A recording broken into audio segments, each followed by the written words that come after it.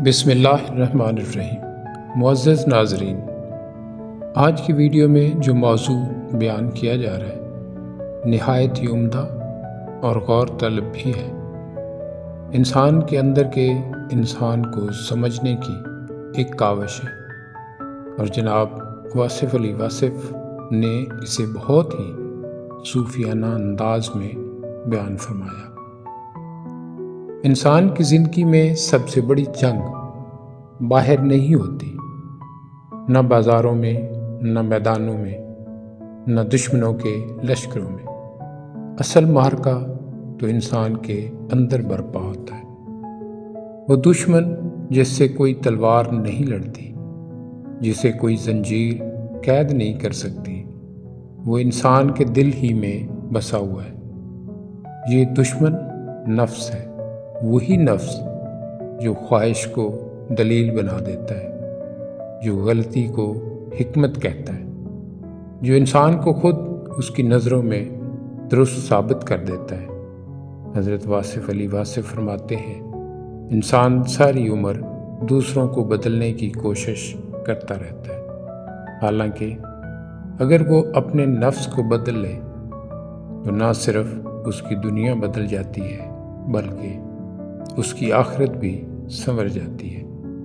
یہ ویڈیو نفس کے اسی خاموش سفر کی داستان ہے، جہاں انسان خود سے لڑتا ہے، خود سے ہارتا ہے، اور اگر نصیب ہو تو خود پر غالب آ جاتا ہے۔ یہ نفس امارہ سے نفس مطمئنہ تک کا سفر ہے، اور یہ سفر ہر انسان کے لیے ہے۔ آئیے پہلے حصے میں ہم جانتے ہیں کہ نفس کیا ہے۔ حضرت واصف علی واصف کے نزدیک نفس انسان کا وہ باطن ہے جو اسے میں کا احساس دلاتا ہے۔ یہی میں کبھی غرور بن جاتی ہے، کبھی حسد، کبھی لالچ، اور کبھی خواہشات کا طوفان۔ نفس کہتا ہے، مجھے عزت ملنی چاہیے، میری بات مانی جائے، میں درست ہوں، باقی سب غلط۔ واصف صاحب فرماتے ہیں، نفس دلیل نہیں مانگتا، نفس صرف تسکین مانگتا ہے۔ آئیے دیکھتے ہیں کہ نفس کے کیا درجے ہیں۔ حضرت واصف علی واصف قرآن کی روشنی میں نفس کے درجات کی طرف اشارہ کرتے ہیں۔ نفس امارہ جو برائی کا حکم دیتا ہے، یہ نفس گناہ کو خوبصورت بنا کر دکھاتا ہے اور توبہ کو مشکل۔ دوسری قسم نفس لوامہ ہے۔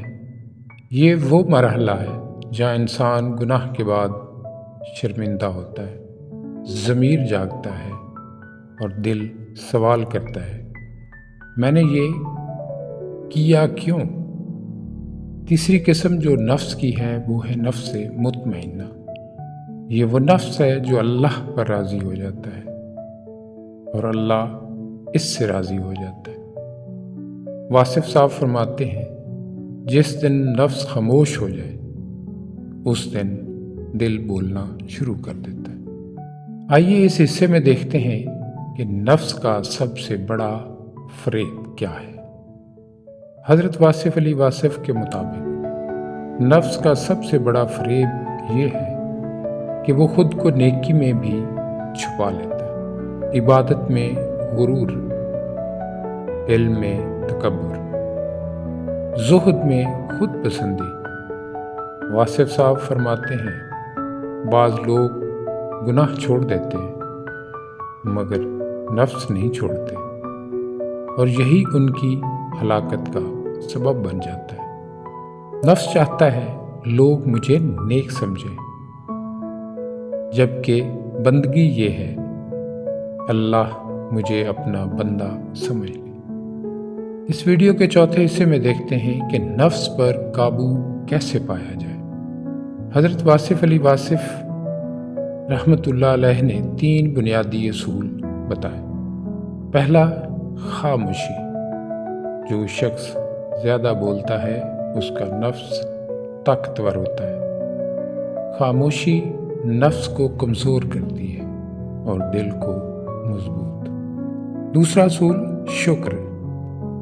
نفس ہمیشہ شکایت کرتا ہے اور دل شکر سکھاتا ہے۔ شکر نفس کو جھکا دیتا ہے۔ عاجزی۔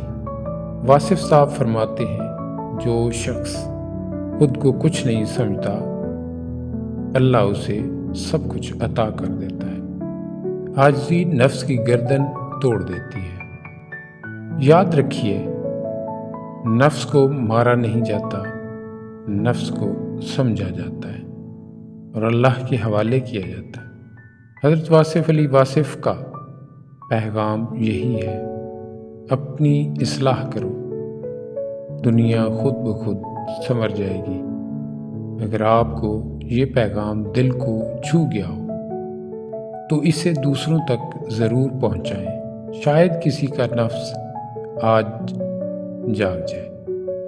امید ہے آج کی ویڈیو آپ کو اچھی لگی ہوگی، تو اس کو لائک اور اپنے پیاروں کو شیئر ضرور کیجیے اور چینل کو سبسکرائب کرنا مت بھولیے۔ السلام علیکم ورحمۃ اللہ۔